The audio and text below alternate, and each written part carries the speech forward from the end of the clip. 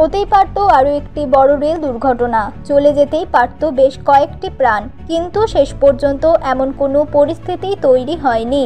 Train চালক তথা ট্রেনের অন্যান্য কর্মীদের তৎপরতায় বরাতজোড়ে প্রাণে বেঁচে গেলেন বেশ কয়েকজন পথচারী। ঘটনাটি ঘটেছে চালসা মালবাজার স্টেশনের মধ্যবর্তী একটি লেভেল ক্রসিংয়ে। জানা গেছে, শিয়ালদাগামী কাঞ্চনজঙ্ঘা এক্সপ্রেসের চালসার দিক থেকে প্রচণ্ড গতিতে মালবাজারের দিকে ছুটছিল। এই পথে চা বাগানের ভেতর দিয়ে বেশ কয়েকটি রেলগেট রয়েছে।